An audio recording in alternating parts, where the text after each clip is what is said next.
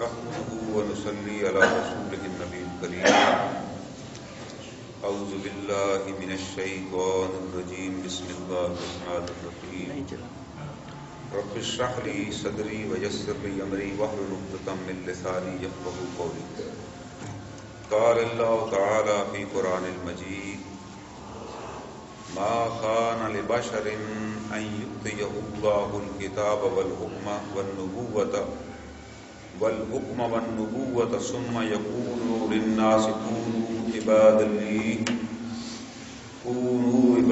لي من دون الله ولكن كونوا ربانيين بما كنتم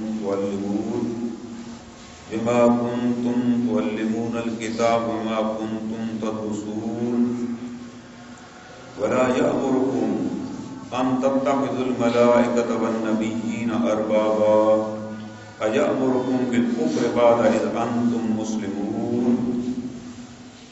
وقال الله تعالى في مقام آخر: وإن منهم لفريقا يلوون ألسنتهم بالكتاب لتحسبوه من الكتاب وما هو من الكتاب ويقولون هو من عند الله وما هو من عند الله ويقولون على الله الكذب وهم يعلمون. صدق اللہ العلی العظیم. یہ سورہ آل عمران کی آیات کریمہ آپ کے سامنے میں نے تلاوت کی. ان آیات کریمہ میں اللہ تعالیٰ فرماتے ہیں وَإِنَّ مِنْهُمْ لَفَرِيقًا، کہ ان لوگوں میں سے کچھ لوگ ایسے ہیں، کچھ جماعتیں ایسی ہیں، کچھ گروہ ایسے ہیں یلوون السنتہم، جو جب بات کرتے ہیں تو اپنی زبان کو تھوڑا سا موڑ دیتے ہیں. اس سے دو معنی ہیں کہ فکرہ بولتے ہوئے کوئی ایسی جملہ کہہ دینا جس کے دو معنی نکلتے ہیں، ذو معنی جملہ استعمال کرنا. اگلے بندے نے سمجھ رہا کہ شاید یہ کہہ رہا ہے کہ یہ کام ہو جائے گا، لیکن پھر نہیں، اس کا مطلب تو یہ تھا. یا دوسرا معنی یہ ہے کہ اس کی تعویل ہی غلط کر لینا، کوئی بات کوئی اور ہے، اس میں سے کوئی اور مسئلہ نکال لینا. اور مقصد کیا ہونا؟ لِتَحْسَبُوهُ، تاکہ لوگوں کو کی بات یہ ذہن میں ڈالی جائے من الکتاب، کہ یہ بات تو کتاب میں دی ہوئی ہے، وما هو من الکتاب، جبکہ وہ بات کتاب میں موجود نہیں ہے. اپنے پاس سے بات کو گھڑ کے اپنی زبان کو ٹیڑھا کر کے کوئی جملہ بنا دینا اور کہہ دینا یہ تو کتاب اللہ میں آیا ہوا ہے، جی کتاب میں دی ہوئی ہے. اور ساتھ اللہ تعالیٰ فرماتے ہیں، ساتھ یہ بھی کہتے ہیں وَيَقُولُونَ هُوَ مِنْ عِنْدِ اللَّهِ، کہ یہ تو اللہ کا حکم ہے جناب، وَمَا هُوَ مِنْ عِنْدِ اللَّهِ، جبکہ وہ اللہ کا حکم ہوتا ہی نہیں.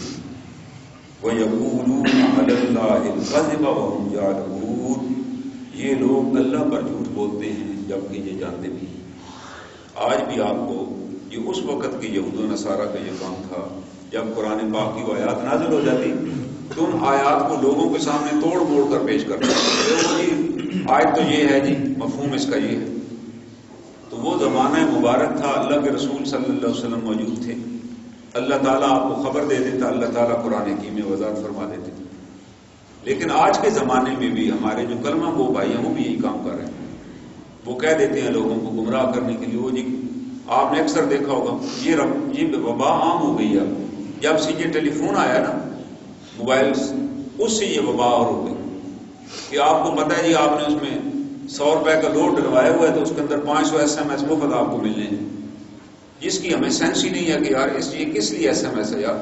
فضول آپ سارا دن دیکھ کے آپ کو 1 گھنٹہ روزانہ چاہیے SMS نکالنے کے لیے. میرا تو یہ تجربہ ہے کہ سارا دن آپ بیٹھ کے یہی کام کرتے رہیں، ان کو یار ڈیلیٹ کریں، کیونکہ جن کے پاس کو ہے وہ ویلے ہیں، سارا دن ہر بندے کو بھیج رہے ہیں بغیر سوچے سمجھے. یہاں تک آگے بیماری اور بڑھ گئی، شادی کے کارڈ ہیں اور شادی کے کارڈ کے اوپر لکھا ہوتا ہے کہ جوڑے آسمانوں پر بنتے ہیں، نکاح زمین پر ہوتے ہیں، نیچے آگے لکھا ہوتا ہے القرآن. بھئی یہ قرآن پاک میں کدھر آ گیا؟ کون سی آیت کا آپ نے ترجمہ لے لیا؟ یہ کدھر لکھا ہوا بھائی؟ آپ ایسی اللہ تعالیٰ کی کتاب کو اور بھی بے شمار جملے، شادی کا کارڈ اٹھائیں کوئی بھی لے لیں آپ، اس کے اوپر ایک جملہ لکھا ہوگا، نیچے القرآن یا حدیث لکھی ہوگی، نہ وہ بات قرآن میں ہوگی نہ حدیث میں ہوگی. آپ کو کیا ضرورت ہے بھائی؟ یہ تو بہت بڑا کبیرہ گناہ میں سے آتا ہے. اللہ کے رسول صلی اللہ علیہ وسلم نے فرمایا کہ جس بندے نے ہم سے وہ بات منسوب کی جو ہم نے نہیں کی تو کیا ہوگا؟ وہ اپنا ٹھکانہ جہنم میں بنا لے. جس نے وہ بات، اور یہی وجہ تھی کہ صحابہ اکرام رضوان اللہ اجمعین جو تھے ان کے پاس اگر کوئی آدمی آتا کہ آپ نے حضور صلی اللہ علیہ وسلم سے کوئی حدیث سنی ہوئی ہے، وہ حدیث ذرا وہ بیان کر دیجیے، تو ان پر کب کب ہی طاری ہو جاتی. بعض صحابہ کے بارے میں آتا ان کا رنگ ہی زرد ہو جاتا. کسی نے پوچھا آپ ڈرتے کیوں ہیں بتانے سے؟ کہنے لگے اللہ معاف کرے کہیں زیر زبر کی غلطی نہ ہو جائے، کہیں کو مغالطہ نہ ہو جائے، کوئی اشتباہ نہ ہو جائے، تو میں قیامت والے دن پکڑا ہوا. اتنا ان کو ڈر تھا. اور قرآن حکیم تو کتاب کی صورت میں موجود ہے، آج بھی ہم حوالہ دے سکتے ہیں. حدیث تو بے شمار تھی، اس وقت لوگوں کو زبانی آتی ہے، پوری طرح تدوین کا عمل نہیں شروع ہوا تھا، تو اس لیے صحابہ اکرام ڈرتے تھے. ایک صحابی ہیں معاذ بن جبل رضی اللہ تعالیٰ عنہ، جب فوت ہونے لگے تو کہنے لگے ایک حدیث مجھے یاد ہے، میں نے کسی کے آگے بیان نہیں کی، لیکن اب مر رہا ہوں کہ قیامت والے دن یہ نہ پوچھا جائے کہ یہ حدیث لوگوں تک کیوں نہیں پہنچائی، اس لیے بیان کر رہا ہوں، ورنہ مجھے اس کی ضرورت نہیں تھی، کیونکہ میں ڈرتا ہوں کہیں غلط بات نہ کہے. اتنا ان کو خوف خدا تھا. آج ہمارے لوگ ممبر پر بیٹھ کے بھی لوگوں کو گمراہ کرتے ہیں. وہ ترجمے قرآن کے نکالے تھے، جیسے نبی کریم صلی اللہ تعالیٰ فرماتے ہم نے آپ کو نبی اور رسول بنا کے بھیجا، تو ترجمہ کر دیا نبی کا غیب کی خبریں بتانے والے. بھئی یہ ترجمہ تو قرآن میں بھی نہیں کیا ہوا. اللہ تعالیٰ فرما رہے ہیں اے نبی صلی اللہ علیہ وسلم ان کو بتا دیجیے کہ میں غیب نہیں جانتا، اگر میں غیب جانتا ہوتا تو مجھے کوئی نقصان ہی نہ پہنچتا، میں اپنے لیے فائدے چن لیتا. قرآن حکیم میں یہ آیت موجود ہے. ہاں جو اللہ چاہتے ہیں غیب کی بات وہ اللہ اپنے نبی کو بتاتے ہیں، جو اللہ نہیں بتانا چاہتے اللہ نہیں بتاتے. اصل غیب کا مالک کون ہے؟ اگر یہ بات ہو کہ یہ قرآن ہمیں سمجھا رہا ہے، بار بار قرآن ہمیں سمجھا رہا ہے کہ ساری طاقتوں کے مالک رب ذوالجلال ہیں، وہ حی القیوم ہے، وہ سمیع علیم ہے، وہ ان اللہ علی کل شیء قدیر ہے. انہیں اپنی کوئی طاقت آگے نہیں کسی کے حوالے کر رہی کہ اللہ تعالیٰ کہیں کہ جی میرے پاس ابھی اتنا ٹائم ہی نہیں ہوتا کہ لوگوں کی میں ساری دعائیں سنوں، تو اولاد کے لیے آپ فلاں جگہ چلے جائیں، بیماری کے لیے فلاں کے پاس چلے جائیں، نوکری کے لیے فلاں کے پاس جائیں، دشمنی ہے یا مقدمے ہے تو فلاں کی جگہ چلے جائیں. یہ اللہ تعالیٰ نے کس طرح تقسیم کیا یہ چیز؟ یہ مشرکین مکہ نے تقسیم کر لیے تھے. انہوں نے ہر کام کا علیحدہ بت بنا لیا تھا کہ جی بارش ہو تو یہ ہے، اونٹ بیمار ہو تو فلاں ہے فلاں. آج ہمارے ہاں بھی یہی حالات ہیں. ہمارا جو علاقہ ہے چکوال سے آگے ادھر بے شمار مزار ہیں، ہر مزار اسپیشلسٹ ہے کہ جی آپ کو گھٹنے کے درد ہے تو فلاں مزار پہ چلے جائیں، گردے کی شکایت ہے تو فلاں قبر پہ چلے جائیں، وہ اس کے اسپیشلسٹ ہیں، مرغی کی تکلیف ہے تو فلاں جگہ چلے جائیں. بھائی اللہ کے بندوں مشرکین مکہ اور ہمارے میں فرق کیا رہ گیا؟ وہ بھی یہی کرتے تھے، ہم بھی. اللہ تعالیٰ فرما رہے ہیں کہ آپ مجھ سے مانگیں، اور اس کے بعد سنت یہ ہے کہ اس کا اللہ کی راہ میں صدقہ دیں، توبہ کریں اور علاج کریں. یہ بیچ میں سے ہم نے اللہ کے علاوہ اوروں کو بھی ادھر سے پکارنا شروع کر دیا. یہی تو خرابی تھی جس کی وجہ سے اللہ نے ہر دور میں انبیاء بھیجے کہ لوگوں کو ایک اللہ کے ساتھ منسلک کریں، انہیں کہ اللہ ہی سے مانگیں. تو آج بھی آپ کو بے شمار مل جائیں گے لوگ مسجدوں میں بڑے بڑے بورڈ لگائے ہوئے، قرآن کی ایک آیت لکھی ہوئی ہے اور ترجمہ اپنے پاس سے کیا ہوا ہے، اور بریکٹ ڈال کے لکھ دیا گیا ایک ترجمہ جو قرآن میں دیا ہی نہیں ہو. کسی جگہ وہ ترجمہ جتنے تراجم ہے وہ ہے ہی نہیں، لیکن وہ اپنے پاس لکھ دیا گیا تاکہ ان کا روزگار چلتا رہے. اگر وہ کہہ دیں کہ غیب کا علم صرف کلی اللہ کو ہے تو وہ تو پھر میری دکان بھی بند ہو جائے گی، کیونکہ جتنے بزرگ بیٹھے ہوئے آج کل دکانیں چلا رہے ہیں وہی غیب بھی تو چلا رہے ہیں. لوگ ان کے پاس پوچھنے کے لیے جاتے ہیں، وہ آنکھیں بند کر کے بتا دیتے ہیں کہ ہاں کام ہو جائے گا جی. وہ کہتے ہیں ہمیں پتہ ہے، ہم سب دیکھتے ہیں. جبکہ قرآن بتا رہا ہے کہ جناب نوح علیہ السلام کو بھی نہیں پتا تھا، جناب نوح علیہ السلام کو بھی اس بات کا علم نہیں تھا کہ میرا بیٹا ہلاک ہو جائے گا. جب انہوں نے بیٹے کو کہا نا کہ آؤ کشتی پہ سوار ہو جاؤ، اس نے کہا ساوی الی الجبل، میں پہاڑ پہ چڑھ جاؤں گا. تو انہوں نے کہا کہ آج پہاڑ نہیں بچائے گا. قرآن کہتا ہے پھر ایک لہر آئی ان کے بیٹے کو بہا کے لے گئی، تو آنکھوں سے اوجھل ہو گئے، لیکن انہیں نہیں پتا تھا وہ غرق ہو چکا اور مر گئے. اور بعد میں کیا ہوا؟ قرآن نے وضاحت کی. قرآن نے وضاحت کی کہ انہوں نے اللہ سے دعا مانگی، اے الہ العالمین آپ نے وعدہ کیا تھا کہ تیرے گھر والوں کو بچا لوں گا، آپ مہربانی فرمائیے میرے بیٹے کو بچا لیجیے. اگر پتہ ہوتا نا بیٹا ہلاک ہو چکا ہے، مر گیا، تو پھر تو دعا نہ مانگتے. یہ تو سب کو پتہ ہے نا، ایک دفعہ آدمی اگر فوت ہو جائے اور دنیا سے رخصت ہو جائے تو واپس یہ بھی کنسپٹ ہے کہ جی فلاں بزرگ تھے وہ 1000 سال پہلے فوت ہوئے تھے، مجھے کتاب پڑھنے کا اتفاق ہوا، پھر 400 سال پہلے بعد وہ آ گئے. اپنا عرس کا انتظام انہوں نے خود ہی کیا اور عرس شرط منا کے پھر وہ واپس چلے گئے. انہوں نے کہا پھر میں جب ضرورت پڑی آ جاؤں گا. تو لوگ ہر سال ان کا انتظار کرتے ہیں کہ شاید وہ آ جائیں. بھائی آپ نے کیوں غلط پٹی ان کو بڑھائی کہ 400 سال پہلے آئے تھے, کون گواہ اس کا؟ بھائی ایک کہانی آپ نے لکھی. تو دین کہانیوں پہ نہیں, اللہ نے کتاب اللہ شریف بھیجی. تو جناب نوح علیہ السلام نے اللہ تعالیٰ سے فریاد کی, قرآن حکیم میں ان کی دعا موجود ہے کہ اللہ تعالیٰ آپ نے وعدہ کیا تھا کہ تیرے گھر والوں کو بچا لوں گا, میرے بیٹے کو بچا لیجیے. اللہ تعالیٰ نے فوراً جواب دیا لیس من اہلک, وہ آپ کے گھر والوں میں سے نہیں تھا. کیوں؟ عمل غیر صالح, اس کے اعمال ہی نیک نہیں تھے.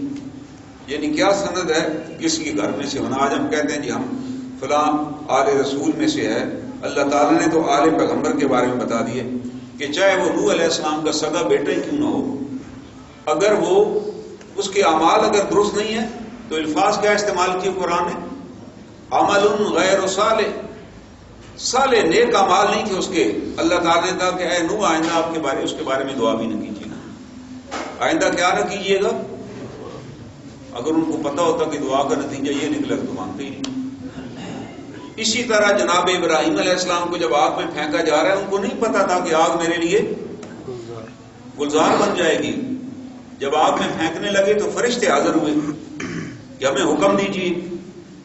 انہوں نے پوچھا کہ تمہیں اللہ نے بھیجا کہ نہیں, ہم اپنے طور پہ. آپ نے کہا میرا رب مجھے دیکھ رہا ہے, میرا رب مجھے دیکھ رہا ہے, اس کو جو منظور ہے مجھے بھی وہی منظور ہے. اگر ابراہیم علیہ السلام کو یہ پتا ہوتا کہ بھائی جیسے ہی مجھے آگ میں پھینکیں گے اور وہ گلزار بن جائے گی, وہ تو پھر ڈرامہ ہو جاتا نا. ڈراموں میں تو اسی طرح ہوتا ہے, ہم ڈرامہ دیکھتے ہیں, وہ جی بندہ مارنے لگا, ہمیں پتا ہوتا کہ یار اس نے مرنا کوئی نہیں, بچ کے باہر آ جائے گا. جی ابراہیم علیہ السلام کو قطعاً نہیں پتا تھا, یہی تو ایمان تھا ان کا. انہوں نے کہا چاہے مجھے آگ میں پھینک دیں مگر میں ایک اللہ ہی کی عبادت کروں گا اور اللہ کے سوا کسی اور کو خدا. یہی تو جھگڑا تھا وہاں پر. انہیں آگ میں پھینکا گیا. اب اللہ تعالیٰ نے حکم دیا کونو بردم و سلاما, اے آگ ٹھنڈی ہو جا, لیکن ایسی ٹھنڈی نہیں کہ ٹھنڈی لگ جائے. بردم و سلاما, سلامتی والی, بڑی آرام دہ ٹھنڈی ہو جا. اسی طرح جناب نبی کریم صلی اللہ علیہ وسلم کے پاس ایک قبیلہ آیا. اس نے کہا جی ہمارے ساتھ کچھ قاری بھیج دیجیے, ہمیں بڑا شوق ہے جی قرآن پڑھنے کا, ہمیں وہ پڑھائیں, ہماری کو تربیت کریں. آپ نے صحابہ میں سے اچھے قراء کا انتخاب کیا, ان کو ان کے ساتھ روانہ کیا کہ تم جاؤ. وہ وہاں سے روانہ ہوئے, وہ ملے ہوئے تھے مشرکین مکہ کے ساتھ. ادھر انہیں پیغام بھیج دیا کہ بھائی ہم نے ادھر ان سے بندے لے آئے ہیں, فلاں وادی میں آپ ہم پر حملہ کر دیں بس. وہاں ان سارے کے سارے صحابہ کو شہید کرا دیا گیا, بڑی بے دردی سے شہید کیا گیا. ان میں سے 2 صحابی جو تھے وہ وہاں شہید ہونے سے بچ گئے. ان کو لا کر مکہ میں انہوں نے بھیج دیا. مکہ والوں نے مکہ کی حدود سے باہر ان کو زندہ باندھ کے نا نیزوں سے اور برچھوں سے ان کی جسم کو کاٹ کے انہیں شہید کیا. پوری تاریخ میں واقعہ دیا ہوا. جب ان پر حملہ ہو گیا اور وہ شہید ہو گئے, اللہ تعالیٰ نے اس وقت اپنے پیغمبر کو وہی بھیج دی. نبی کریم صلی اللہ علیہ وسلم انتہائی پریشانی کی حالت میں اپنے حجرہ مبارک سے باہر آئے, اپنے صحابہ کو جمع کیا. آپ نے کہا کہ ہمارے ساتھ بدعہدی کی گئی, میرے ساتھیوں کو وہاں شہید کر دیا گیا. پہلے نہیں بتایا اللہ نے, شہید ہو گئے تو اللہ نے خبر دے دی. اللہ تعالیٰ بتا رہے ہیں کہ بھائی یہ واقعات ہمارے سامنے. اللہ تعالیٰ بتا رہے ہیں کہ جب ہم خبر دینا چاہیں اپنے پیغمبر کو دیتے ہیں, جب ہم نہ دینا چاہیں تو کسی کو بھی غیب کا علم نہیں ہے. ہم غیب کی خبر دے دیں گے. اللہ تعالیٰ نے نبی کریم صلی اللہ علیہ وسلم کو کئی غیب کی خبریں دی.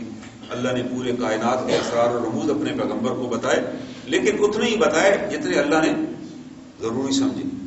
نبی کریم صلی اللہ علیہ وسلم کے پاس ایک صاحب آئے اور پوچھا قیامت کب آئے گی. صحابہ بھی موجود تھے. آپ نے کہا اس کے بارے میں اتنا ہی جانتا ہوں جتنا تم جانتے ہو, جتنا سوال کرنے والا جانتا ہے. جیسے تمہیں پتہ نہیں کب آئے گی, مجھے بھی نہیں پتہ کب آئے گی.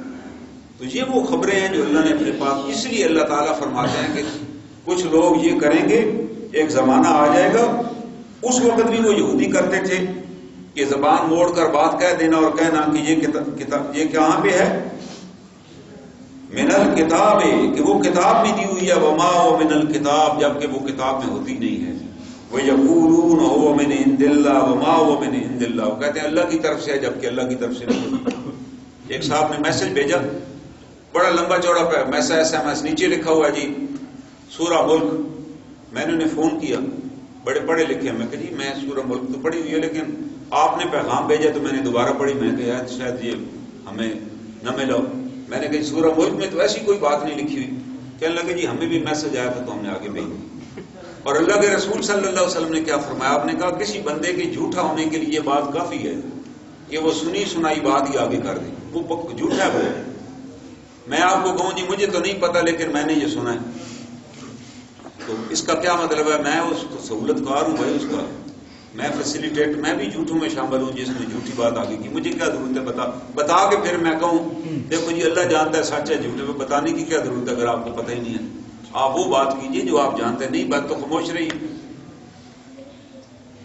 یہ خرابی ہمارے اندر آئی، بے شمار لوگ بیچارے گمراہ ہو گئے۔ انہوں نے کہا کہ یار بڑے بزرگ ہیں، عالم دین ہیں یار، اور بڑے نیک آدمی ہیں، بتا رہے ہیں قرآن بھی دیا ہوا تو ہوگا یار دیا ہوا، جبکہ قرآن نہ انہوں نے پڑھا ہوا ہے نہ جن کو بتا رہے ہیں انہوں نے بھی نہیں بیچاروں نے پڑھا ہوا۔ وہ پوچھ ہی نہیں سکتے کہ یہ بتا دیں جناب قرآن میں کہاں لکھا ہوا ہے، قرآن میں کس جگہ ہے وہ؟ ہمارے ہاں تو حالت یہ ہے، ابھی تو اللہ کا بڑا فضل ہے ہر جگہ حافظ مل جاتے ہیں۔ کوئی زمانہ تھا حافظ کم ہوتے تھے، تو کسی گاؤں میں کوئی صاحب گئے رمضان شریف میں کہ جی میں حافظ ہوں، تو انہوں نے کہا کہ چلے آپ تراویح میں پڑھا دیں۔ ان بیچاروں کو جو آئے تھے وہ ان کو بھی 5-6 پارے یاد تھے، انہیں وہی پارے آگے پیچھے کر کے سب کو سنا دیے۔ رات لوگ تو امام کے پیچھے اللہ اکبر کرتے ہیں، پھر سلام تک کوئی پتہ نہیں ہوتا۔ 20 تراویح جب رمضان ختم ہو گیا تو ایک صاحب جو تھوڑا بہت قرآن کا علم رکھتا تھا اس نے پوچھا کہ حضرت قرآن تو پورا مکمل ہم نے آپ کے پیچھے سنا لیکن سورہ یاسین نہیں ہم نے سنی۔ اس نے سورہ یاسین پڑھی ہوئی تھی، کہنے لگے یار وہ تو مرنے وقت پڑھی جاتی ہے نا، یہ کو مرنے کا مقام تھوڑی، یہ تو رمضان شریف ہے، اس میں احتیاطاً ہم نہیں پڑھتے۔ اب آپ یہاں یہ نالج ہو قرآن پاک کے بارے میں، ہمارا یہ مبلغ علم ہم نے نہ پڑھا تو ہمیں جو بھی گمراہ کر دے اسی پر ہم سے پوچھا جائے گا کہ ہم کیوں گمراہ ہوئے۔ مجھے کوئی بندہ مشورہ دے نا کہ جی آپ خواہ مخواہ بینک میں جاتے ہیں، ڈاکخانے میں جاتے ہیں بجلی کا بل جمع کرانے کے لیے، اس کی کوئی ضرورت نہیں ہوتی۔ آپ بجلی کا بل لیں، آپ کا جتنے روپے کا بل ہے اس کو اسٹیپل کریں بل کے ساتھ اور جا کے پوسٹ باکس میں ڈال دیں، بس وہ جمع ہو جائے گی۔ میں کبھی بھی نہیں مانگوں گا چاہے 50 کا بھی بل، میں کہوں نہیں جب تک مجھے رسید نہیں دیں گے میں واپس نہیں آؤں۔ ابھی 50 اور 100 روپے کے بل کے لیے تو یہ میں کرنے کو تیار ہی نہیں، لیکن دین کے معاملے میں وہ بس کو بندہ کھڑے کھڑے مسئلہ بتا دے کہ جی اس کی اجازت ہے، میں اس پہ عمل کر گزروں گا، کہوں کہ جی مجھے تو فلاں نے بتایا تھا۔ بھائی وہ فلاں کون تھا؟ اس کے پاس کیا اختیار تھا آپ کا بتانے کا؟ اس کے وہ تھا کون؟ دنیا کے معاملے میں 50 روپے کا نقصان کرنے کو میں تیار نہیں ہوں، لیکن دین کے معاملے میں جس پہ میری آخرت کا انحصار ہے جو بھی مجھے بتا دیا جائے وہ میں کر گزروں گا، کیونکہ میں نے قرآن نہیں پڑھا ہوا۔ اس پر ہم سے پوچھا جائے گا کہ آپ نے قرآن کیوں نہیں پڑھا؟ کیونکہ بھائی جتنی ہماری ڈگریاں ہیں، جتنی ہماری تعلیمی قابلیت ہے وہ تو مرتے ہی ختم ہو جائے گی، وہ دنیا تک ہے بلکہ دنیا میں ہی ختم ہو جائے گی۔ مجھے ایک ڈاکٹر صاحب سے ملنے کا اتفاق ہوا، پاکستان کے سب سے بڑے آئی اسپیشلسٹ اپنے زمانے کے تھے، اس زمانے میں بھی انہوں نے یہاں ہاسپٹل بنایا ہوا تھا، نام انہیں کا لکھا ہوا تھا باہر، اور ان کا بیٹا اور ان کا عملہ کام کرتا تھا۔ تو میں ان سے ملنے گیا تو ان سے میں نے کہا یہ آپریشن آپ کرتے؟ کہتے نہیں میری تو عمر ابھی 70 سال ہو چکی ہے جی، میرے تو ہاتھ بھی کانپتے، بس میں گھر سے آ کے یہاں بیٹھ جاتا ہوں، پیشنٹ دیکھ کے مشورہ دے دیتا ہوں، آپریشن نہیں کر سکتا کیونکہ وہ جی میں کر بھی نہیں سکتا اور یہ جرم بھی ہے۔ اس نے کہا جی اس عمر میں آپریشن کرنا۔ اب آپ دیکھیں اس کی ساری ڈگریاں بیکار ہو چکی ہیں، جو آپریشن میں سرجری اس نے دنیا پتہ نہیں باہر سے کہاں سے سیکھی تھی، اب وہ قابل عمل نہیں رہی۔ اللہ بتا رہے ہیں کہ نہیں اب آپ اختیار آپ نے چھین لیا ہے، ہم نے آپ کی عمر اب لمبی کر دی ہے۔ اور سورہ یاسین کیا کہتی ہے کہ جب تم کبھی غور کرو انسان کے بارے میں، جب ہم اس کو بوڑھا کر دیتے ہیں تو کیا کرتے ہیں؟ ننکسو فی الخلق، ہم اس کی پیدائش کو الٹا کر دیتے ہیں۔ وہ پہلے بچہ تھا، جوان ہوا، بوڑھا ہوا اور پھر بچپن کی طرف لوٹ گئے۔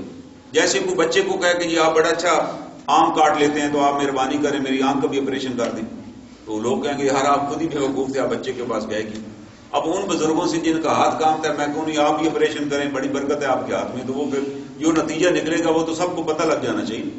تو اللہ تعالیٰ بتا رہے ہیں بھائی یہ تو آپ کو خود سیکھنا تھا، آپ نے دوسرے پہ بھروسہ کیوں کیا؟ اور جب انسان مر گیا تو پھر اس کی قبر پہ وہ ڈگریاں نہیں لکھوائی جاتی، وہ ویسے لکھوانا چاہے شوق سے تو پابندی کوئی نہیں ہے، لیکن اب وہ ڈگریاں بیکار ہو چکی ہیں۔ وہاں تو یہ پوچھا جائے گا کہ یہ کتاب جو اللہ کے رسول صلی اللہ علیہ وسلم نے آپ تک پہنچائی جس کی خاطر آپ نے ہجرت کی، مکہ میں آپ کو کوئی پرابلم نہیں تھی، لوگ آپ کو صادق اور امین کہتے تھے، ایک ہی ان کا مطالبہ تھا کہ اس کی آپ تلاوت نہ کیا کریں، بس ایک ہی جھگڑا تھا، یہ آپ تلاوت چھوڑ دیں، باقی جو مرضی کریں، ہمیں اس پہ کوئی اعتراض نہیں ہے۔ مگر اللہ کے رسول صلی اللہ علیہ وآلہ وسلم نے فرمایا کہ اگر تم میرے ایک ہاتھ پہ چاند اور دوسرے پہ سورج رکھ دو اور یہ مطالبہ کرو تو اس سے میں باز نہیں آؤں گا، کیونکہ مجھے اللہ نے اسی کتاب کو تو دے کر بھیجا۔ اور آخری خطاب جب آپ نے صحابہ کرام سے کیا، خطبہ حجۃ الوداع، اس وقت بھی آپ نے صحابہ سے یہ پوچھا کہ بتاؤ میں نے اللہ کا پیغام تم تک پہنچا دیا؟ انہوں نے کہا جی پہنچا دیا، آپ نے حق ادا کر دیا۔ تو آپ نے اپنی انگلی کھڑی کر کے کہا کہ اے اللہ گواہ رہنا، اے اللہ، 3 بار کہا کہ اے اللہ گواہ رہنا، اے اللہ گواہ رہنا۔ وہ کتاب آج ہمارے پاس ہے، ہمارے پہ کوئی پابندی نہیں ہے پڑھنے کی، ہم پھر بھی اگر اس کو پڑھے نہیں اور سمجھے نہیں تو پھر تو ہمیں جو مرضی مسئلہ بتایا، جو مرضی قرآن کا واقعہ کوٹ کریں، ہم تو بس سنیں گے اور عمل کریں گے، لیکن قیامت والے دن اس سے بچ نہ سکیں گے۔ یہ نہ کہہ سکیں گے جی ہمیں تو یہ بتایا گیا تھا تو ہم نے مان لیا، ہم یہی کچھ کرتے رہے۔ اللہ تعالیٰ فرماتے نہیں، آپ نے اپنی عقل بھی تو استعمال کرنی تھی، آپ نے خود کیوں نہ پڑھا؟ خود پڑھا ہوتا تو آپ کو کوئی گمراہ نہ کرتا۔ مجھے اگر کوئی بابا کہتا جی میں سب غیب جانتا ہوں تو میں اسے بتا دیتا کہ بھائی آپ یہ گپ نہ لگائیں۔ اگر یہ غیب کا علم ہوتا تو جناب یعقوب علیہ السلام نابینا نہ ہوتے، انہی کی یعقوب علیہ السلام کے بیٹے کو بھائیوں نے کنویں میں پھینک دیا اور جا کر بتایا بھیڑیا کھا گئے، پھر وہ بک گئے اور مصر چلے گئے، وہاں حکمران اللہ نے جیل بھجوا دیا، پھر حکمران بن گئے۔ 40 برس تک جناب یعقوب علیہ السلام کو نہیں پتہ چلا، جب تک وہ بھائی وہاں تجارت کے لیے گئے، اللہ نے اپنا ایک نظام کے تحت انہیں بلوایا۔ پھر ان کے بھائیوں کو یوسف علیہ السلام نے کہا کہ انہوں نے کہا کہ یوسف بھی ایسا ہی تھا ان کا بھائی، تو انہوں نے کہا تم نے یوسف کے ساتھ کیا کیا؟ تب انہیں شک ہوا یار یہ یوسف ہی نہ ہو، کہنے لگا نا انت یوسف، انہوں نے کہا میں یوسف۔ کہا جاؤ اپنے والد صاحب اور ساروں کو لے آؤ۔ تو اگر یعقوب علیہ السلام کو یہ پتا ہوتا کہ 40 برس سے میرا بیٹا مصر میں رہ رہا ہے اور ابھی وہاں کا حکمران بھی ہے، تو وہ تو کبھی بھی نہ روتے۔ اللہ تعالیٰ بتا رہے ہیں کہ جب ہم نے خبر دینی چاہی جناب یعقوب علیہ السلام کو، تو حضرت یوسف علیہ السلام کو جب بھائیوں نے بتایا کہ جی والد صاحب تو نابینا ہو چکے ہیں، وہ بھی پیغمبر ہیں، ان کو بھی نہیں پتا کہ والد نابینا ہو چکے ہیں، اور خبر دینے کی اجازت نہیں تھی، اللہ کا بھی امر نہیں تھا۔ جب اللہ نے امر بھیجا کہ اب بتا کر اطلاع دیجئے، تو جناب یوسف علیہ السلام نے اپنا کرتا اتارا اور بھائیوں کو دیا کہ یہ کرتا لے جاؤ، اس کرتے کو میرے والد صاحب کی نگاہوں پہ ڈال دینا، اللہ ان کی آنکھیں روشن کر دے گا۔ وہ جب قافلہ وہاں سے چلا تو قرآن کہتا ہے کہ جناب یعقوب علیہ السلام جو گھر کے دالان میں بیٹھے تھے اور لوگ بھی ان کے پاس دن کے وقت بیٹھے ہوتے تھے، نابینا ہو چکے تھے، بوڑھے ہو چکے تھے، وہ کہنے لگے کہ آج تم یوں نہ کہو کہ بابا جی بوڑھے ہو گئے اور اب سٹھیا چکے ہیں، آج مجھے یوسف کی خوشبو آ رہی۔ تو ان سب لوگوں نے کہا کہ وہ پرانی بھولی بسری بات، وہ یوسف نسیم مرثیہ جو بھول بھلا چکے ہیں، جس کی ہڈیاں بھی اب ختم ہو چکی ہوں گی، اس کو آج پھر آپ یاد کیے بیٹھے۔ تو انہوں نے کہا میں اللہ کی طرف سے ان باتوں کو جانتا ہوں جو تم نہیں جانتے، مجھے یقین ہے، جاؤ بھائیو، جاؤ میرے بیٹو، نا امید نہ ہو، مجھے اللہ سے امید ہے کہ میرا رب مجھے اپنے بچوں سے ملا دے گا۔ ان کو ایمان کامل تھا کہ اللہ تعالیٰ سے میں دعا مانگوں، اللہ کبھی نہ کبھی بیٹوں کو ملا دیں گے، پتہ نہیں ہے وہاں پر آئے گا۔ اور تھوڑے دنوں بعد جب وہ قافلہ پہنچا تو انہوں نے کہا کہ میں نے تمہیں کہا تھا نا مجھے آج خوشبو آ رہی، یعنی جب اللہ تعالیٰ نے چاہا تو مصر سے شام تک خوشبو پہنچا دی، جب اللہ نے نہیں چاہا تو گھر سے چند کلومیٹر کے فاصلے پہ کنویں میں یوسف علیہ السلام گرے ہوئے تھے، اس کی خبر نہیں تھی۔ تو اللہ تعالیٰ یہی تو بتا رہے ہیں کہ جب ہم خبر دینا چاہیں دے دیتے ہیں، جب نہ دینا چاہیں تو کوئی خبر جان نہیں سکتا۔ اصل غیب کا علم اللہ رب العزت کے پاس ہے، اللہ نے یہ اختیار کسی کو نہیں دیا۔ اور دوسری بات،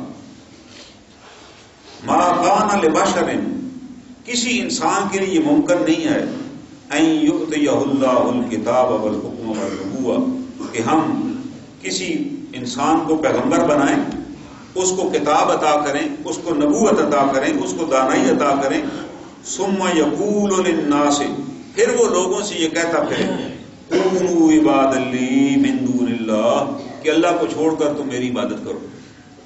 کوئی پیغمبر یہ نہیں کہہ سکتا کہ آپ میری عبادت کریں بھائی، ولیکن کونوا، بلکہ وہ یہ کہیں گے ربانیین، کہ سب اللہ والے بن جاؤ، بما کنتم تعلمون الکتاب وما کنتم تدرسون، کیونکہ تم کتاب سکھاتے ہو اور کتاب پڑھتے ہو۔ وہ سب کو اللہ والے بنائیں گے۔ جیسے نبی کریم صلی اللہ علیہ وسلم کے پاس جب عیسائیوں کا وفد آیا انہوں نے کہا کہ آپ یہ چاہتے ہیں جناب، یہ جو آپ کہہ رہے ہیں کہ اللہ لا شریک، اللہ کا کوئی شریک نہیں اور میں اللہ کا پیغمبر ہوں، تو آپ یہ چاہتے ہیں کہ ہم آپ کی عبادت کیا کریں؟ اللہ نے آیات بھیجی کہ یہ شان نہیں ہے کہ لوگوں کو اپنی عبادت کی طرف متوجہ کریں. ہمارے نبی کا کام ہے لوگوں کو اللہ کے ساتھ ملانا. نبی کریم صلی اللہ علیہ وسلم نے فرمایا نہیں، میں تو تمہیں ایک اللہ کی عبادت کی حکم دوں گا کہ اللہ کی عبادت کرو. حضرت سلمان فارسی رضی اللہ تعالیٰ عنہ ایران کے رہنے والے تھے اور ایران سے ہی وہ آئے تھے، اور ایران میں یہ رواج تھا کہ لوگ جب بادشاہ کے دربار میں جاتے تو بادشاہ کو سجدہ کرتے تھے. انہوں نے یہ تجویز پیش کی اور خواہش ظاہر کی کہ اللہ کے رسول صلی اللہ علیہ وسلم، میرا دل چاہتا ہے کہ میں جب آپ کے پاس آؤں تو آپ کو سجدہ کیا کروں، کیونکہ ہم ایران میں بادشاہوں کو سجدہ کرتے تھے، وہ تو کوئی چیز ہی نہیں تھے بادشاہ. آپ تو انتہائی احسن ترین انسان ہیں، میرا دل کرتا ہے کہ جب میں آؤں میں آپ کو سجدہ کیا گا، آپ اس کی ہمیں اجازت دے دیں. ایک خواہش ہے ان کی. صحابہ اکرام نے بڑی کئی خواہشات کا ذکر کیا. اللہ تعالیٰ اللہ کے رسول صلی اللہ علیہ وسلم کی تربیت فرمائی. آپ ناراض نہیں ہوئے کہ بھائی یہ تم نے کیا کہہ دیا، آپ نے تربیت فرمائی. آپ نے کہا دیکھو اسلام میں کسی بندے کے لیے جائز ہی نہیں ہے کہ کسی بندے کو سجدہ کرے، کسی بندے کے لیے سوائے اللہ کے کسی اور کا سجدہ جائز ہی نہیں. پھر آپ نے فرمایا کہ اگر اسلام میں سجدہ جائز ہوتا تو میں خواتین کو حکم دیتا کہ اپنے خامدوں کو سجدہ کریں، لیکن اسلام میں تو سجدے کی اجازت نہیں ہے، ایک اللہ کو سجدہ کیا جا سکتا. تو اگر آج بھی آدمی کو کہے کہ نہیں جی فلاں کو سجدہ کیا جا سکتا ہے، یہ سجدہ تعظیمی ہے، تو وہ سجدہ تو نہیں ہے نا نماز والا سجدہ. اللہ کے بندے سجدہ سجدہ ہی ہے. جب اللہ کے رسول صلی اللہ علیہ وسلم نے اجازت نہیں دی تو آپ کیسے دے؟ کئی لوگ ہیں انہوں نے مسئلہ بنایا ہوا ہے کہ جی ویسے سجدہ کرنا تو جائز نہیں ہے، لیکن کسی بزرگ یا کسی قبر کے آگے تعظیم کی وجہ سے جھک جایا جائے تو وہ حرج نہیں ہے، وہ سجدہ تعظیمی ہے، اس کی اجازت ہے. یہ بندہ پوچھے کہ یہ کفر اور شرک آپ نے کدھر سکھا دی؟ یہ بات اللہ کے رسول صلی اللہ علیہ وسلم کو اس کی خبر نہ تھی؟ آپ صحابہ کو نہ کہہ دیتے کہ چلو دوسرا نماز والا سجدہ نہ کرو، سجدہ تعظیمی کر لو؟ بھائی نماز والے سجدے میں بھی اگر آپ سبحان ربی الاعلی نہ پڑھیں پھر بھی نماز ہو جاتی ہے. آپ امام کے پیچھے نماز پڑھیں کچھ بھی نہ پڑھیں، صرف ایک دفعہ اللہ اکبر کریں، پہلا جس کو تکبیر تحریمہ کہتے ہیں، اللہ اکبر کے شامل ہو جائیں اور پھر امام کے ساتھ سلام پھیر دیں، کچھ بھی نہ پڑھیں، درمیان میں آپ کی نماز ہو جائے گی، یاد رکھیے گا. اسی طرح سجدہ بھی کریں، سجدے میں بھی کچھ نہ پڑھیں تو نماز ہو جائے گی. یہ سنت ہے سجدے میں 3 دفعہ تسبیح پڑھنا. تو اس کو کہنا کہ سجدہ تعظیمی میں بھی کچھ نہ پڑھیں تو سجدہ ہو جائے گا، وہ بھی حرام ہے. بھائی سجدہ تعظیمی اگر پڑھیں یا نہ پڑھیں، کیونکہ اللہ کے علاوہ تو کسی جگہ کے جھکا نہیں جا سکتا. اور آج آپ دیکھ لیں کہ ہمارے ہاں مزارات جتنے ہیں لوگ وہاں جا کر کیا کرتے ہیں. بلکہ لاہور میں حضرت عثمان علی حجویری رحمۃ اللہ علیہ کا مزار ہے، جن کو لوگ داتا صاحب کہتے ہیں. اس کے اوپر بورڈ پہ لکھا ہوا ہے کہ یہاں سجدہ کرنا منع ہے. اب اندازہ لگائیں اسلامی جمہوریہ پاکستان میں اگر قبر پر یہ لکھوانا پڑ جائے کہ یہاں سجدہ کرنا منع ہے تو لوگوں کی حالت کی پھر کیا ہوگا کہ لکھنا پڑا لوگ محکمے کو کہ یار لکھ دو، لوگ پھر بھی باز نہیں آتے. تو ان کا اسلام کدھر چلا گیا؟ ان کو یہ بھی نہیں پتا کہ یار سجدہ اللہ کے علاوہ تو کسی کو نہیں کیا جا سکتا، آپ قبروں پر سجدے کر رہے ہیں. بلکہ ہندوستان میں ایک صاحب تھے، انہوں نے باقاعدہ ایک ملازم رکھا ہوا تھا اس کام کے لیے کہ جب بھی تم آنا مجھے سجدہ کیا کرنا. لوگ دیکھتے تھے ان کو، کہتے یار بڑے پہنچے ہوئے ہیں. وہ ملازم کہتا تھا بھائی جب میں آتا ہوں تو مجھے حکم ہوتا ہے ان کو سجدہ کرو، تو وہ اس طرح پیر بنے ہوئے. آج بھی کئی لوگ ہیں جو لوگوں کو اس طرح کی تعلیم دیتے ہیں کہ جی آپ ہمیں پکاریں. کسی بزرگ کے بارے میں ہے کہ وہ لوگ ان کے پاس گئے، وہ پانی میں سے گزر رہے تھے اور لوگوں کو تم بھی میرے پیچھے پیچھے آؤ اور میرا نام لے کر پکارو کہ ہمیں پار کرا دو، ہمیں پار کرا دو. تو وہ بندہ وہ کہنے لگے، جبکہ وہ بزرگ کہہ رہے تھے اللہ مجھے پار کرا دو، تو جو پیچھے آنے والا تھا اس نے بھی ایک دفعہ کہہ دیا اللہ مجھے پار کرا دو، تو ڈوبنے لگا. تو اس بزرگ نے کہا کہ میں تو اللہ تک پہنچا ہوں، تم ابھی میرے تک پہنچے ہو، تم مجھے پکارو اللہ کو بھی نہ، ابھی وہ وقت ہی نہیں آیا. بھائی اللہ کے بندو، اللہ جو اللہ کے ولی ہوتے ہیں یا جو اللہ کے نبی ہوتے ہیں وہ تو لوگوں کو اللہ کے ساتھ ملاتے ہیں. اپنا تو الگ نہیں انہیں بنانا ہوتا کہ آپ مجھے یاد کریں. کیا کسی موقع پہ اللہ کے رسول صلی اللہ علیہ وسلم نے بھی حکم دیا؟ ایک صحابی آپ کے پاس آئے، آپ نے ان سے پوچھا کہ فلاں کام کا کیا ہوا؟ اس نے آگے سے کہہ دیا انشاءاللہ و انشاء الرسول ہو جائے گا، کہ اگر اللہ نے چاہا اور اللہ کے رسول نے چاہا تو یہ کام ہو جائے گا. اللہ کے رسول صلی اللہ علیہ وسلم کا چہرہ اتنی یہ بات آپ کو ناپسندیدہ لگی کہ آپ کا چہرہ مبارک سرخ ہو گیا. آپ نے کہا بس اتنا کہو انشاءاللہ کہ اللہ کے چاہنے سے ہوگا، میرے چاہنے سے نہیں ہوگا. اور آئندہ یہ نہ کہنا. آج بھی آپ کو لوگ مل جائیں گے، وہ کہیں گے جی انشاءاللہ و انشاء الرسول. بس ضد ہے یار. اللہ کے رسول صلی اللہ علیہ وسلم نے اسے منع فرمایا تھا. آپ نے کہا فقط انشاءاللہ اللہ کے چاہنے سے ہوتا ہے، میرے چاہنے سے نہیں ہوگا. اگر رسول صلی اللہ علیہ وسلم کے چاہنے سے ہوتا نا، اگر یہ نبی کریم صلی اللہ علیہ وسلم کے چاہنے پہ ہوتا تو کوئی مشرک بھی جہنم میں نہ جاتا. یاد رکھیے گا. آپ تو یہ چاہتے تھے کہ ہر آدمی جنت میں چلا جائے، اور ساری ساری رات رو کے آپ ان کے لیے دعائیں مانگتے تھے. اللہ تعالیٰ کو یہ آیات نازل کرنی پڑتی، اے نبی صلی اللہ علیہ وسلم آپ اپنی جان کو نہ بھلائیے، ہم نے آپ کو ان کا نگران بنا کر نہیں بھیجا، بس آپ ان کو پیغام پہنچا دیجیے. وما علینا الا البلاغ، آپ کے ذمے بس پہنچا دینا، حساب لینا ہمارا کام، ہم حساب لیں گے. آپ اپنی جان کو نہ کھپائیے. ہاں کیوں؟ کہ اللہ نے آپ کو وما ارسلناک الا رحمۃ للعالمین، اللہ فرماتے ہیں ہم نے آپ کو رحمت للعالمین بنا کے بھیجا ہے. تو ہر کافر اور مشرک کا درد آپ کے دل میں تھا کہ کفر پہ نہ مر جائے، جنت میں چلا جائے. لیکن اللہ کی مشیت تھی،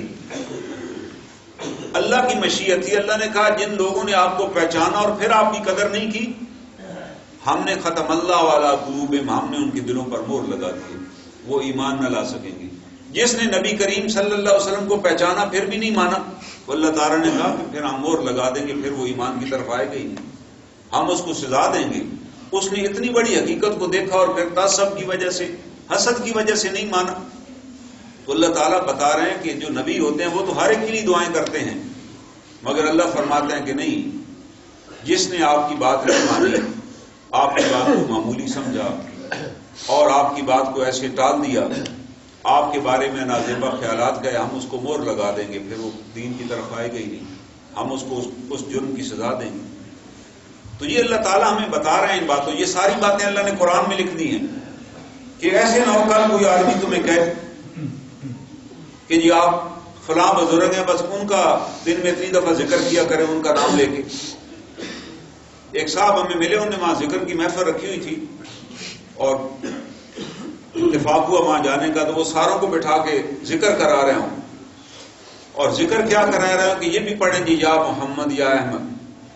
میں نے ان سے پوچھا کہ یار یہ کہیں قرآن حکیم میں تو ہر جگہ یہی آیا، اللہ تعالیٰ نے کہا فاذکرونی اذکرکم، کہ میرا ذکر کیجیے.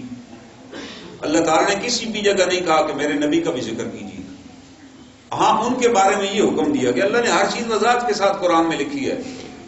ان اللہ ملائکتہ یصلون علی النبی یا ایھا الذین آمنوا صلوا علیہ وسلموا تسلیما. اے صاحبان ایمان تم بھی میرے نبی پر درود و سلام بھیجو. یا اللہ تعالیٰ فرما رہے ہیں ان اللہ اور اللہ کے فرشتے درود و سلام بھیج رہے ہیں، تو اس سے یہ مراد نہیں ہے کہ اللہ تعالیٰ بیٹھ کے درود پڑھ رہے ہیں. اس سے مراد یہ ہے کہ اللہ تعالیٰ اپنی رحمت نبی کریم صلی اللہ علیہ وسلم پر بھیج رہے ہیں. اللہ کی رحمت ہر وقت آپ پر برس رہی ہے، اور جو درود شریف پڑھ رہا ہے اللہ کی رحمت اس پر بھی آ رہی ہے، کیونکہ وہ اللہ کی رحمت کے اندر آ گئے جس نے درود شریف پڑھا. فرشتے جو درود پڑھتے ہیں وہ اسی طرح جیسے ہم پڑھتے ہیں، اللہ سے دعائیں کرتے ہیں کہ اللہ تعالیٰ نبی کریم صلی اللہ علیہ وسلم پر اور رحمت نازل فرما. ہم بھی درود میں یہی پڑھتے ہیں، اللہم صلی علی، اے اللہ تعالیٰ کو دعا کرتے ہیں ہم، اللہم صلی علی محمد وعلی آل محمد، اے اللہ تعالیٰ تو رحمت اور سلامتی بھیج جناب نبی کریم صلی اللہ علیہ وسلم کی ذات اقدس پر اور آپ کے اہل و عیال کے اوپر. ہم بھی یہی دعا کرتے ہیں. تو اللہ تعالیٰ نے ہمیں یہ حکم دیا ہے کہ آپ مجھے کہو.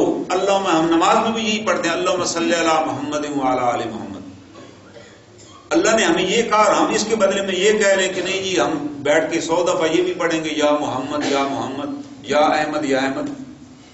کہنے لگے جی یہ ہمیں مسئلہ تو نہیں پتا، قرآن میں یہ نہیں آیا ہوا اور حدیث میں بھی نہیں ہے. ظاہر ہے 1 لاکھ سے زیادہ صحابہ تھے اور ان صحابہ کو حضور صلی اللہ علیہ وآلہ وسلم سے جتنی محبت تھی ہم وہ سوچ بھی نہیں سکتے. تو کسی صحابہ کا بھی قول نہیں ملتا کہ وہ بیٹھ گیا اور اس نے کہا جی میں 100 دفعہ یہ پڑھتا ہوں. درود شریف تو پڑھتے تھے سارا دن، وہ یہ نہیں آیا. تو کہنے لگے جی اس کا ہمیں نہیں پتا، ہمیں بس بزرگوں نے بتایا جی ہم تو وہ کریں گے. تو میں نے کہا جب یار اللہ پوچھیں گے، میں نے تو کہا تھا وہ بزرگ خود ہی جواب دے لیں گے. آپ اندازہ لگائیں بھائی بزرگ تو وہاں نہیں ہوں گے، وہ تو کسی اور جگہ پہنچے ہوئے ہوں گے. آپ وہاں خود جواب دیں گے. اللہ فرماتے ہر آدمی فردن فردن آئے گا اور اللہ تعالیٰ نبی کریم صلی اللہ علیہ وسلم سے قیامت والے دن پوچھے گا. یاد رکھیے گا یہ آیت بھی قرآن حکیم میں ہے. اللہ تعالیٰ فرماتے ہیں ہم ان نبیوں سے انبیاء سے پوچھیں گے اور جناب نبی کریم صلی اللہ علیہ وسلم سے بھی سوال کریں گے. اللہ کے حضور تو سب پہنچیں گے اور اللہ تعالیٰ پوچھیں گے کہ اے نبی محترم آپ کی جو امت تھی اس کو تو ہم نے بڑی فضیلت عطا کی. ہم نے تو اس کے بارے میں قرآن میں یہ بھی لکھا تھا کنتم خیر امت اخرجت للناس کہ تم ایک بہترین امت ہو لتأمرون الناس کہ لوگوں کو نیکی کو حکم دیتے اور برائی کو حکم. بہترین امت کا خطاب اللہ نے دیا. پھر ان کو کیا ہو گیا تھا کہ سارے کافروں کی رسمیں اپنا لی انہوں نے, یہودیوں کی عبادات اپنا لی انہوں نے, ہندوؤں کے رواجات پر عمل کرنا شروع کر دیا. یہ کیا ہوا ان کے ساتھ؟ تو اللہ کے رسول صلی اللہ علیہ وسلم جواب دیں گے. قرآن میں وہ جواب آئے ہوئے وقال الرسول یا ربی. وہ رسول اللہ صلی اللہ علیہ وسلم وہاں جواب دیں گے کان قرآن المہجورہ کہ میری اس قوم نے اس قرآن کو چھوڑ دیا تھا. مہجورہ کہتے ہیں ترک کر دینا. جیسے گھر ہو نا, اس گھر میں ہم رہ رہے ہیں اور اس کو چھوڑ کے رات کو بھاگ کے چلے جائیں وہاں سے اور 10 سال تک اس کو نہ کھلا چھوڑ کے چلے جائیں. 10 سال بعد اس گھر کی کیا حالت ہوگی؟ اجڑ چکا ہوگا, اس کے روشن دان اور کھڑکیاں بھی کوئی اتار کے لے گیا ہوگا. تو اللہ تعالیٰ اس کو مہجورہ کہتے ہیں کہ یہ گھر وہ ہے جس کے مالکان ہجرت کر گئے تھے. تو نبی کریم صلی اللہ علیہ وسلم فرمائیں گے کہ اس کتاب اللہ کو جس کو پہنچانے کے لیے نہ میں نے صبح دیکھی نہ میں نے رات دیکھی, اس قرآن کو انہوں نے مہجورہ بنا دیا. اس قرآن سے یہ ہجرت کر گئے تھے, اس قرآن کو یہ چھوڑ گئے تھے. اگر اس کو پڑھتے اور اس پر عمل کرتے تو پھر اللہ کا وعدہ تھا یہ دونوں جہانوں میں سرفرازی اللہ ان کو عطا کرتا. نہ اس دنیا میں ذلیل ہوتے اور نہ آخرت کے اندر یہ جہنم کا نوالا بنتے.